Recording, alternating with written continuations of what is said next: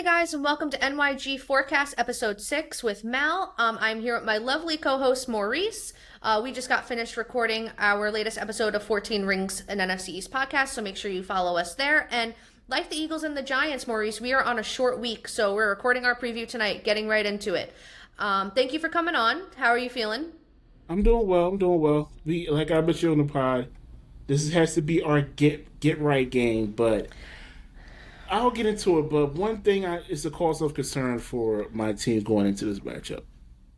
Yeah, I get you. So, I mean, listen, Giants are not a good team. You guys need a dominating win as much as I would like to not see that. The Giants' previous performance this week was not stellar and does not give me much hope that we can compete with Philadelphia. So, this Thursday night, on Thursday Night Football, guys, we will be in prime time, me and Maurice's team, squaring off classic NFC East matchup at MetLife Stadium. So let's dive into it. The Giants, the biggest thing this week is they cannot complete the amount of turnovers that they did versus that Saints team. If one thing Philadelphia will do is they will capitalize on those turnovers, and this will be a blowout. The Giants need to not play sloppy. They need to play disciplined, and that falls on the offense. Yeah. We need to make sure that the wide receivers are catching passes. Wide receivers are getting open. I'm very nervous about the matchup for Quinyon Mitchell versus Darius Slayton if he does play. I don't think our wide receivers match up well against Philadelphia's secondary. And the main issues that I have on offense are Saquon Barkley. I know that he hasn't produced as much as he did last season. However, the Giants are historically bad at stopping the run. Saquon Barkley could have his best game of the season this week if the run defense does not come up to par. That being said, pass rush has to be there. We have to be putting pressure on Jalen Hurts. Abdul Carter, Brian Burns, Kayvon Thibodeau all have to show up. Dexter Lawrence, those guys need to step up because our secondary is very weak. With the Eagles, one of their strengths on offense is A.J. Brown and Devonta Smith.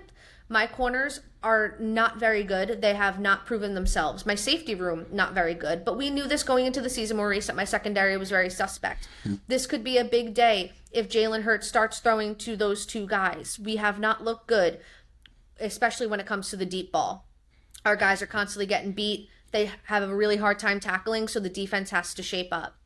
All around, Jackson Dart made some rookie mistakes last week, as well as Cam Scadaboo. Those guys have to shake off those mistakes and play more polished. Yeah. In the end, the first two drives for Jackson Dart looked very good. He looked, very crisp. He needs to continue that throughout the game. And like we said, rookie growing pains. This is going to be a really hard matchup for him, especially against your defensive line. The offensive line on the Giants side has played pretty well. Can they sustain it? Can they hold up? And can guys get open? That is the biggest thing for the Giants. Maurice, take it away. I want to hear what you have to say about Philadelphia. Well, first of all, you're not a Deontay Banks fan? Girl, bye. Honestly, I'm done with his experiment. Let me tell you, that boy be getting cooked 24/7. But it looks like Dable's gonna put him down on third down, which is the worst experiment ever. We gotta stop that rotating CB2. Just play Cordell Flott at this point. Listen. We got a taste of it here with Adoree Jackson. So we got a taste of it. So going into this matchup, like I said, this was a get right game for us. But we can't take it lightly. We cannot. And like I mentioned on our Wednesday episode of our 14 Rings podcast, our offensive line has not been really good this year. Mm-hmm. And that's a weakness that could play right into your major strength, which is your defensive line. Mm-hmm. Like you mentioned, Thibodeau, Carter, Burns. Those guys could have a big game. That is the scariest part of our matchup this week because if they can get pressure on Jalen Hurts, it's going to be a long game for Jalen Hurts. And we've seen how sporadic and inconsistent the Eagles' offense can be. Now, I talked about A.J. Brown. I talked about Jalen Hurts passing more than usual because they can't run the football. So, like you mentioned, getting Saquon going early will be a big point of emphasis for the Eagles. They have to get Saquon going. Because if Saquon cannot get going, it's going to be a long day. It's going to be a long day for the offense. Now, our defense, I like their matchup there. Vic Fangio might do a number on the rookie quarterback, Jackson Dart. Mm-hmm. He might do a number on him. I like the kid so far. he has all the intangibles to be a really good quarterback, especially a good quarterback in New York. Yeah. That's important. That is So important. he has all the intangibles there. I like Scatterboo. Obviously, you lost Neighbors for the season.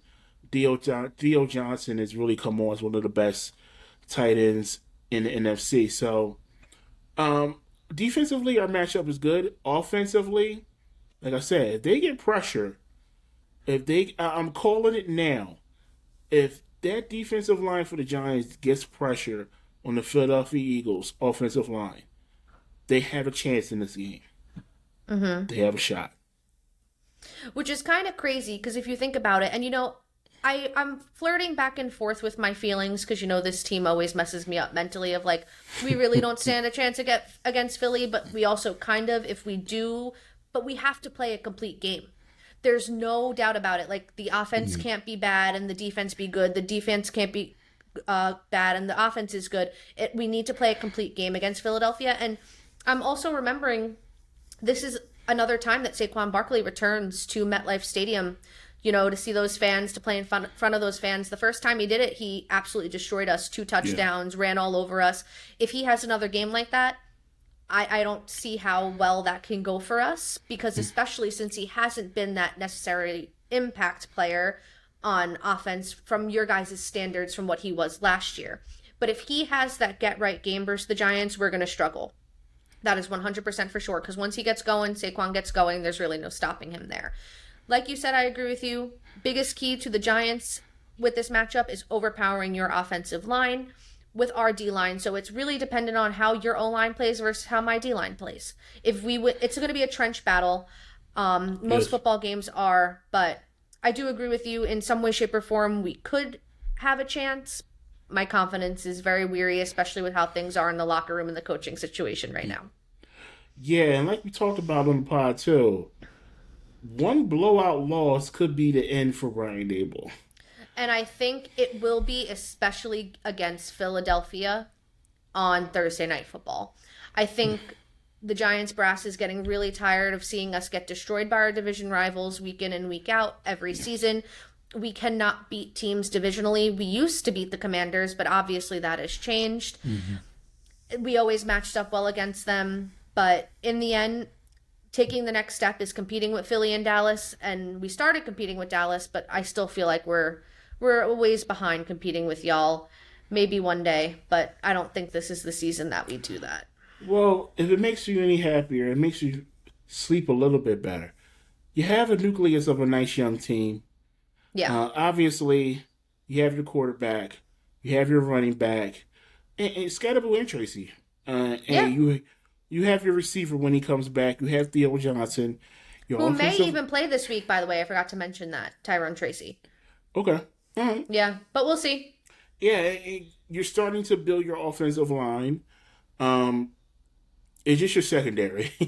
Yeah, bad. Your secondary is not that good, especially in a division where pretty much every team has 2 good wide receivers. So Yep.